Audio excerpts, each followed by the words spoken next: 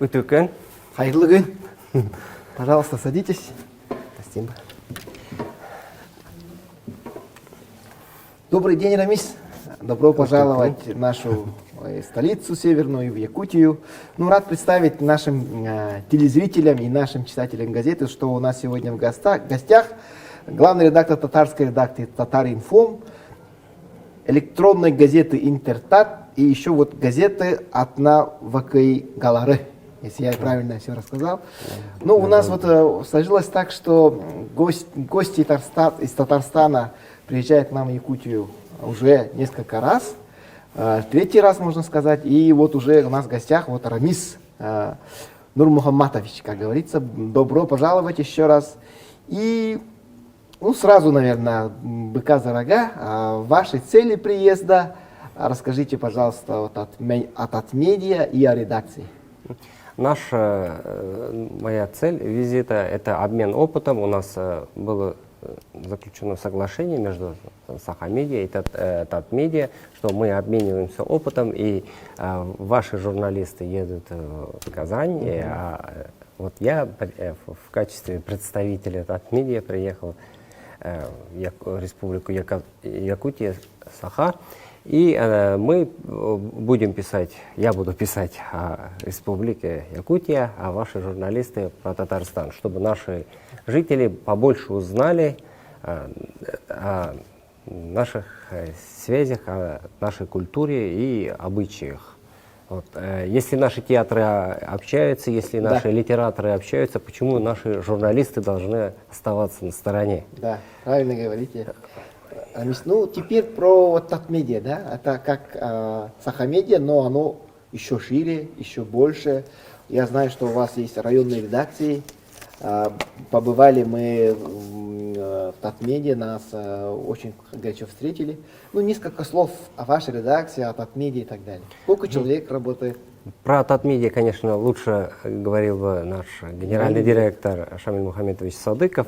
Ну, и раз уж вы спросили, я немножко вкратце расскажу. Татмедиа – это акционерное общество, которое объединяет государственные и муниципальные, районные газеты, журналы и телеканалы и радио. Вот в общем 98 газет, 17 журналов, 19 телеканалов, 14 радио, 81 сайт и информационное агентство Татар-Информ. И общее количество, суммарная посещаемость социальных сетей. У каждого издания несколько там социальных сетей, 3,3 миллиона, если я не ошибаюсь. И я вот являюсь главным редактором татарской редакции «Татар-Информа» и электронной газеты «Интертат». Наша редакция выпускает и газету, печатную газету «Атна Вакай Галары». И мы вот входим в информационное агентство, которое в составе Татмедиа, главный редактор «Татар-Информа» Ринат Вагизович Билалов. В общем, Татар-Информ, а я вот татарской редакции. И немножко, пользуясь возможностью, скажу о наших изданиях. Это вот электронная газета «Интертат» является в настоящее время самым популярным татарским сайтом на татарском языке по данным Life Интернета. В прошлом году, за 2021 год, у нас количество уникальных посетителей было превысило 1 миллион, а 1 120 000. Для сравнения, например, 10 лет назад было 17 тысяч. И просмотры было 29 миллионов. А татарской редакции «Татар-Информа» это как отдельный сайт, там 318 тысяч уникальных посетителей. Ежегодно примерно сколько человек тогда? Вот мы просмотры говорим и визитов говорим. Примерно сколько человек заходит? Ну вот, если мы говорим про просмотры, сколько человек зашли, прочитали наш сайт на татарском языке, это получается 29 миллионов. Это просмотры. А вот ежедневно, каждый день наш сайт просматривают там от 12 до 17 тысяч человек.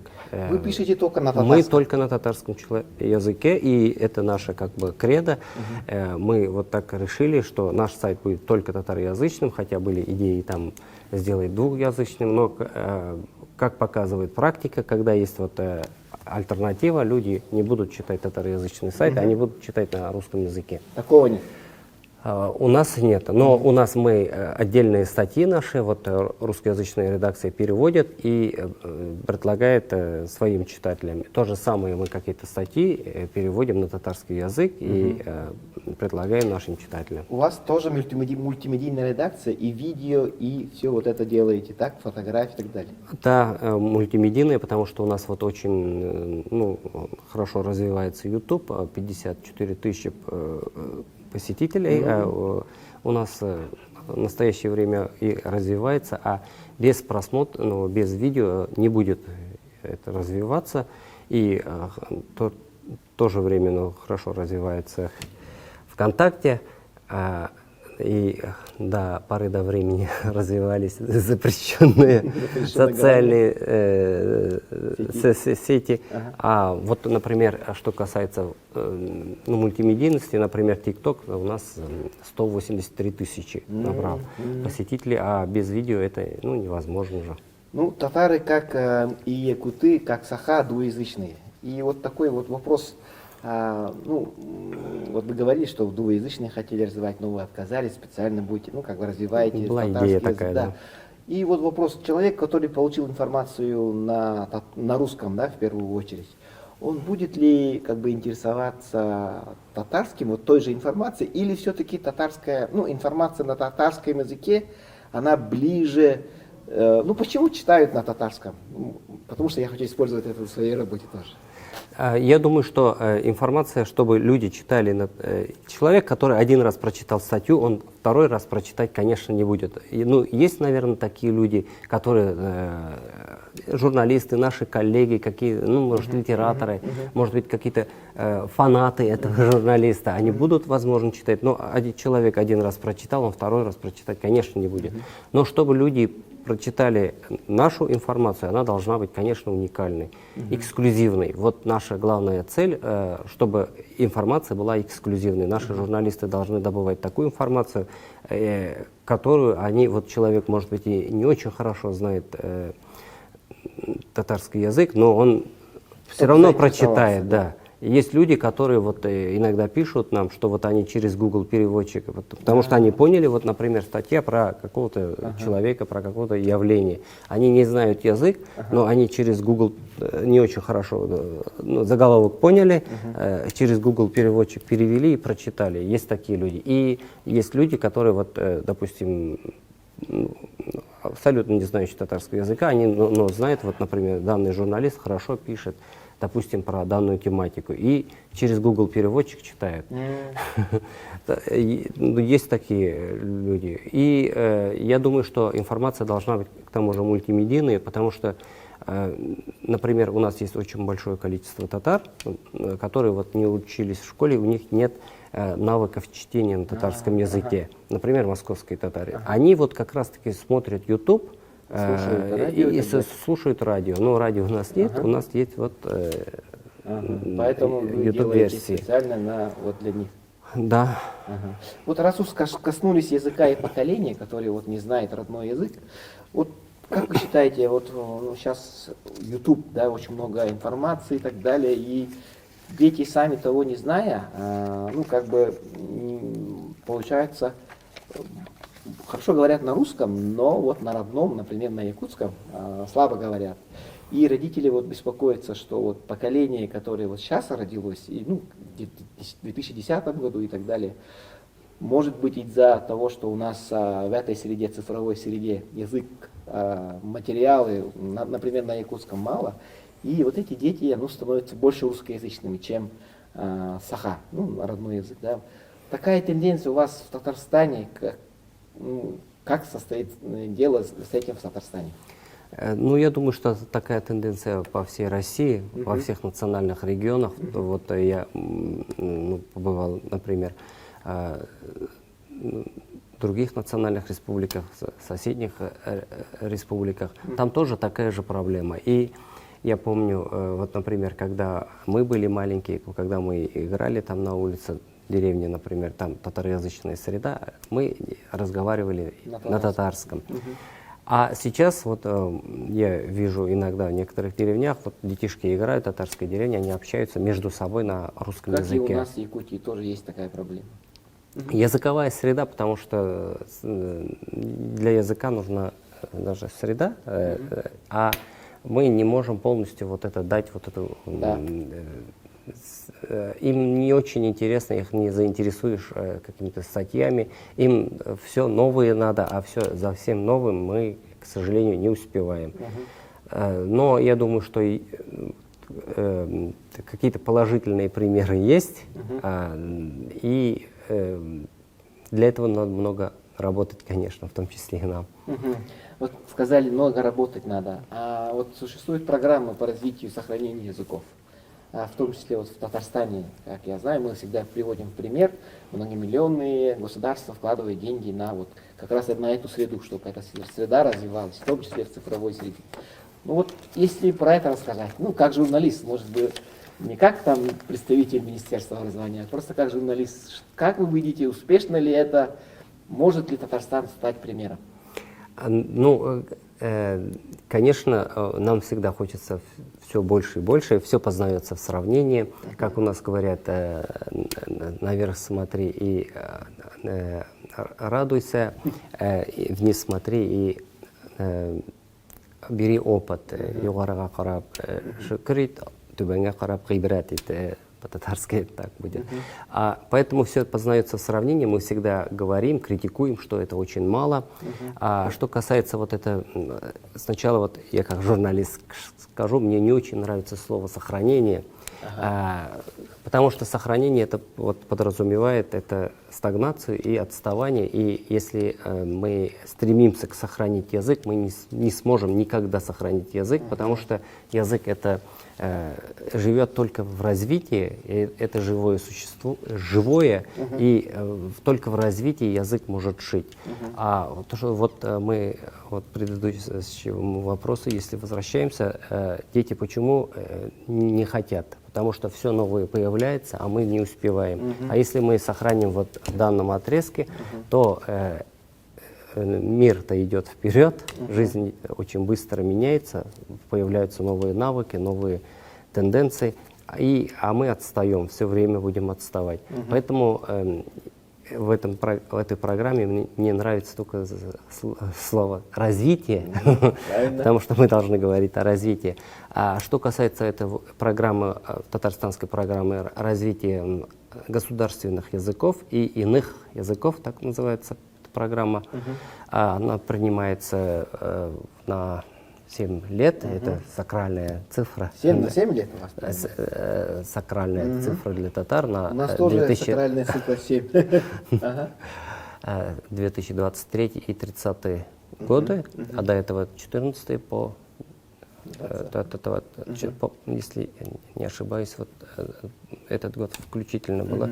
А до этого было вот 1,3 миллиарда рублей, и на вот следующая программа 1,1, по-моему, если не ошибаюсь, миллиардов рублей. Это ежегодно 1,3 миллиарда? Нет, не ежегодно, просто, всего, да. Получается на следующий год 128 миллионов рублей.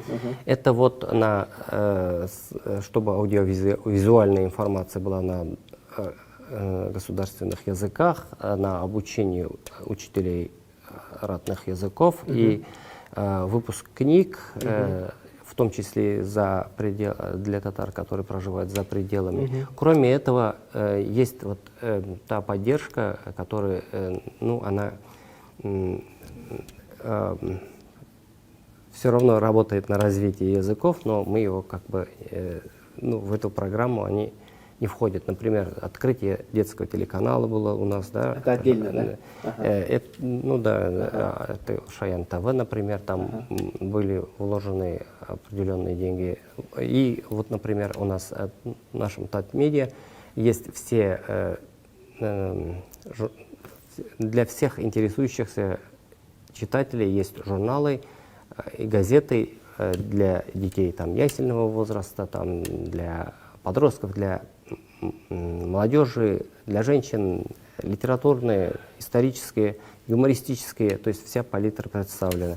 Кроме этого, вот в 2020 году наш вице-премьер, министр сельского хозяйства и продовольствия, он стал вице-спикером Государственного совета и возглавил комитет по поддержке татарского и родных языков при президенте Республики Татарстан. И они вот начали проводить очень большое количество конкурсов разных, и это вот касается тоже разная палитра была представлена. Конкурс чтецов, например, литературный конкурс. Там вот, например, одну цифру я назову, например, литературная премия на лучшее произведение, это 500 000 рублей давали победителю, который написал вот роман.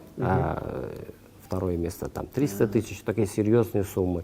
И вот есть, например, есть конкурсы, вот эта комиссия проводит и конкурсы, например, и для блогеров. Блогеры же он и так делает контент, а их заинтересовали, вот они должны сделать видеоконтент, ну, там призы, например, 20 000. То есть проводится, если не ошибаюсь, ежемесячно. Это пропаганда или они чисто за контент они дают? Они, вот кто лучше сделает контент, каких-то там условий нет, вот таких, чтобы это там говорили, давайте там сохраните татарский язык, потому что если говорить вот такие слова, дети это смотреть не будут. То есть там главное условие, чтобы это работало на развитие и было на татарском языке. Вот, ну, блогер делает контент, и за это он получает еще дополнительные деньги. Рамис, ну тогда вот как вы думаете, да, кто несет в первую очередь ответственность за развитие языка? Ну, мы знаем государство, родители, общество, общественность, общество и так далее. Ну, ваше мнение чисто, как журналиста, кто несет в первую очередь ответственность? Ну, тот народ, который... я считаю, что вот этот основной показатель народа, все-таки я считаю, что язык. И когда говорят, что вот надо сохранить культуру, обычаи языка, я как... патриот своей профессии, хотел бы туда включить и журналистику, печатное слово, потому что основной, вот, допустим, люди, навыки чтения, они получают, если, ну, в школе, конечно, естественно, получают, но журналистика вносит большую лепту, я считаю, на сохранение языков. Если у нас, вот если даже, ну, если представить, что у нас нет ни телеканалов, ни радио, ни газет на родном языке, что у нас остается? Это устный язык. И мы знаем же, вот есть народы, которые вот потеряли свой язык, они, может быть, некоторые из них сохранили и название, но они, например, говорят на чужом языке. Мы же не можем говорить, что это вот полноценный тот народ.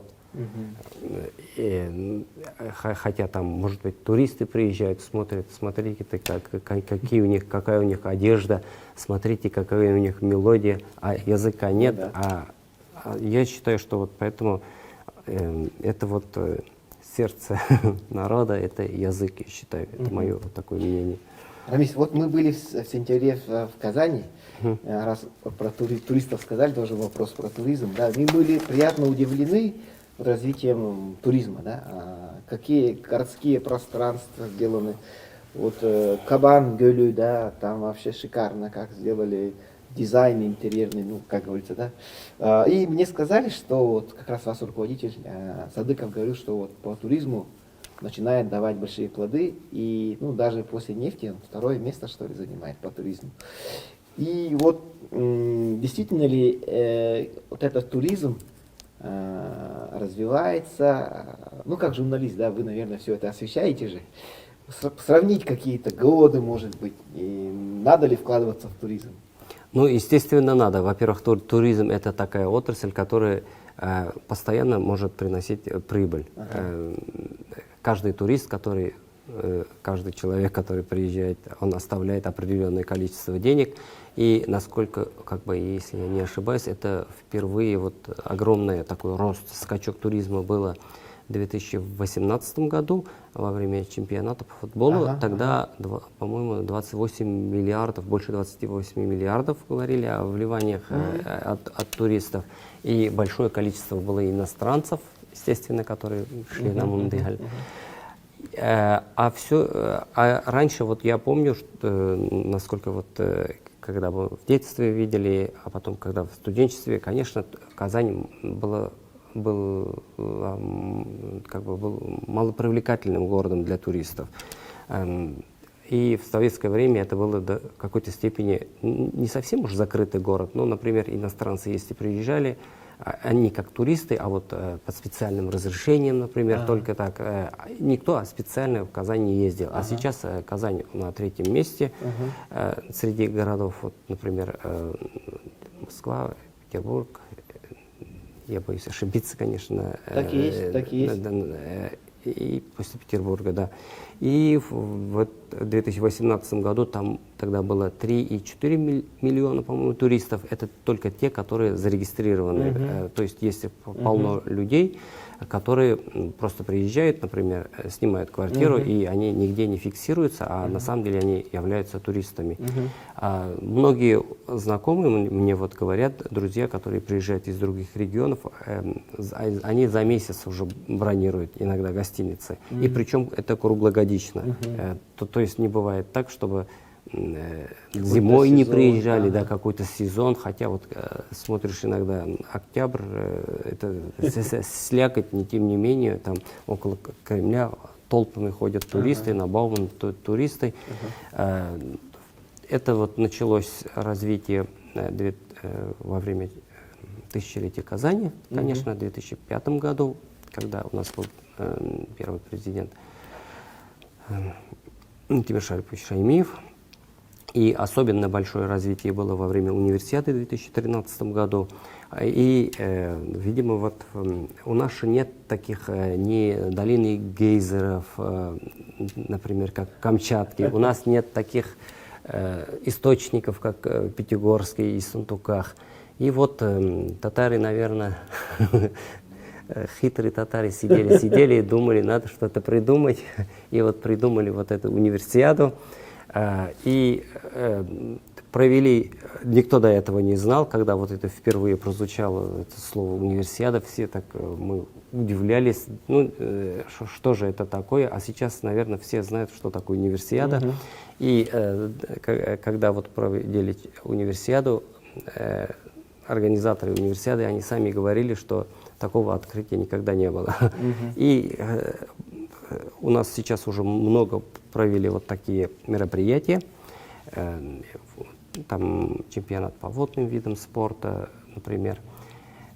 И люди уже до такой степени у нас это привыкли. Нам таким масштабным мероприятием, когда вот проводили при открытии универсиады, было такое масштабное зрелищное шоу. А при открытии, вот, например, чемпионата по футболу, казанцы уже говорили, ну, что-то это не дотягивает. Скучновато. Хотя вот если по масштабу, по проведению, по организации, это было великолепное мероприятие. Ну, было проведено, ну, туристы с какой целью приезжают, например, если у тебя нет долины гейзеров или источников? Сервис, естественно, безопасность. Была проведена тут тоже вот огромная работа. Дороги были построены, огромное количество дорог, эстакады, вот эти парки, скверы, и огромное количество гостиниц было построено, кафе. Я помню, вот, например, лет, наверное, 15 всего назад, например, если приезжают гости и просят национальную кухню, их было всего несколько, 2 или 3.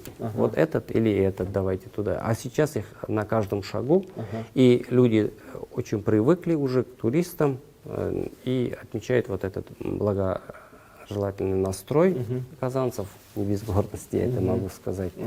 И мне очень тоже вот нравится Казань, я вижу, как преображается Татарстан, и каждый раз всем говорю: Нинди Матур Безнын Татарстан. Как прекрасен Татарстан. Рамис, ну вот ваши друзья, коллеги были у нас летом на ИСЭХе, посмотрели, потом мы прочитали статью, что ваш президент сказал, что надо вот Сабантуй проводить как, ну не скажу как Якутии, а что-то взять, да, у якутов. Вот про это и про впечатления ваших коллег, а что они вот говорят про Якутию? Они отмечали вот небывалый подъем национального духа, и она даже вот чувствуется даже вот в тех фотографиях, видео, и даже ну, очень интересно вот это смотреть, и как бы там мне самому очень захотелось вот там побывать, посмотреть воочию, вот как проводится этот праздник. И они все были это тоже в какой-то мере даже шокированы, что такое масштабное мероприятие. А что касается Сабантуя, мы же все люди ленивые, они любят вот войти в вот эту колею и идти. По заданной колее, да. Поэтому в какой-то степени Сабантуй, на самом деле, мы это и раньше вот критиковали, я сам лично писал вот статьи, что вот в какой-то степени Сабантуй превратился в концерт и спортивные мероприятия в большей степени. А вот это национальные игры наши, например, есть же такая, ну, интересная игра, бой в мешках, с мешках соломы. Вот эти игры, они в какой-то степени, они, конечно, проводятся во всех Сабантуях, как бы в стороне остались, они не являются основными. То есть приглашаются, например, эстрадная звезда, он поет, и все люди туда идут, потому что популярная звезда. И организаторам это легче, почему я говорю, люди ленивые. Вот организаторам проводить вот это не особо хочется, пригласил эстрадную звезду крутую, он обеспечивает явку огромную и потом говорит, вот смотрите на нашем Сабантуе сколько народа. И вот Рустам Нургалиевич говорил о том, что мы должны вернуться к своим корням и проводить Сабантуй так, чтобы это было на самом деле национальным праздником. Не авиашоу какое-то, да, не там приглашенные, чтобы там каратисты показали какие-то там свои приемы. Возможно, это очень красиво, но здесь я считаю, что я сам вот считаю, что не место для Сабантуя. И потом вот на Сехе, вот судя по фотографиям, я вот побывал в деревне, у каждого человека, у каждого есть национальная одежда.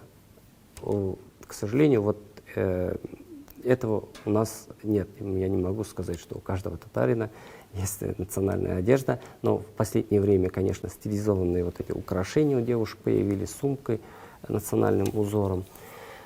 Это очень прекрасно, но все должно быть, конечно, на другом уровне. Вот я тоже вот считаю, что АСЭХ дает какой-то нам пример, и мы смотрим, и когда человек, что он все знает, ну, мы сами знаем, все обычно так бывает. Ты знаешь, но пока тебя там пальцем не указали, до тебя не доходит. Вот это было, наверное, такое явление. Понятно. Рамис, ну вот вы сами побывали здесь, к сожалению, уже не на АСЭХе. Надеюсь, вы еще приедете к нам, да, на праздник АСЭХ. Побывали в 2 улусах, как я знаю, вот в Хангаласском были, в Намском были. Ну, ваши впечатления, да, холодно, минус 25-30, да, ну, наверное, к холоду привыкли. Ну, ваши впечатления, я знаю, что вы человек, как бы, журналист, говорят, всю дорогу работали, писали материалы, вот как раз на Ахмеде, наверное, вышли материалы про Якутию, да, ваши впечатления? Впечатления, вот, ну, все же, вот, материальные ценности, они пропадают, а вот впечатление на всю жизнь. Да. Я считаю, что вот это впечатление в Якутии у меня на всю жизнь. Мне сразу вот, что понравилось, вот, народ Саха знает свой родной язык. Вы говорите, что люди забывают. Я еще вот за неделю не встретил ни одного человека, который бы говорил, или про которого говорили бы, вот он из народа Саха, но не знает, к сожалению, родного языка. Ну, я таких людей не видел. И я думаю, что это все-таки, ну, стоит как бы оценить. А что касается вот обычаев, мне понравилось то, что вот эти обычаи, они во-первых, практичные очень, они служат для того, чтобы, ну, чтобы людям было комфортно, благоприятно, чтобы у них была еда. И это проводится, они объединяют людей. И проводится не просто вот люди пришли, собрались, а с определенными обрядами. Вот, люди не забыли, они все это помнят, чтят, и начиная от маленьких там девочек, пацанов, естественно, заканчивая стариками, они очень так трепетно относятся, это видно своей культуре, к своим обычаям. И потом мне понравилось, как бы впечатлило то, что, например, мы были в рыбной ловле. Рыбной ловле были? Да. Мунха? Мунхе были, да. Успели, И значит? там с нами был министр. И если бы не сказали, что это министр, я бы, конечно, даже не узнал среди деревенских жителей. То есть это было такое единение. То есть Он сам работал, наверное, тоже. Таскал сеть, наверное, таскал. Он таскал сеть, он работал, он не стоял, не указывал, там, я чиновник, давайте, ты туда иди, ты сюда иди. То есть я такой работы не видел, он, как все работал, свою лепту внес. Да. И, ну, вот основные впечатления вот такие. Рамис, большое спасибо за вот ваше искреннее впечатление, да, то, что вы нам рассказали про Татарстан, про Татмедиа, пожелания ваши нашему народу. Ну, я хочу, чтобы все жители Республики Якутия-Саха процветали, жили в таких благоприятных условиях. Желаю процветания, желаю мирного неба над головой, чтобы никаких проблем не было, чтобы мы могли в дальнейшем больше общаться. Есть в татарских, пользуясь возможностью, скажу, есть в татарских сказках такой элемент. Бравый парень, джигит, едет за 3-9 земель, леса, какие-то горы проходит и приносит драгоценные камни и якут ташлар, якутские камни приносит. То есть я думаю, что вот эти наши культурные связи, они идут издревле, они были, особенно они начали развиваться вот в последнее время.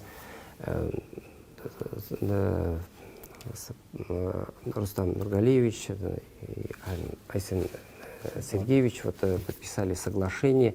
И я думаю, что вот у нас есть еще те отрасли, которые могли бы вот тесно сотрудничать. Например, я был еще в эстрадном концерте и разговаривал с певцами.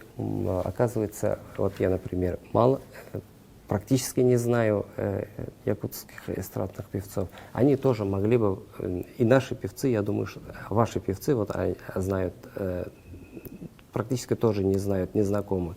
Я думаю, что вот это как более самое такое масштабное направление культуры эстрада, они тоже могли бы, я думаю, появилась такая мысль, они могли бы сотрудничать. Вот, например, могли бы провести какой-то эстрадный фестиваль, конкурс какой-то взаимно, чтобы и это направление у нас работало во благо дружбы.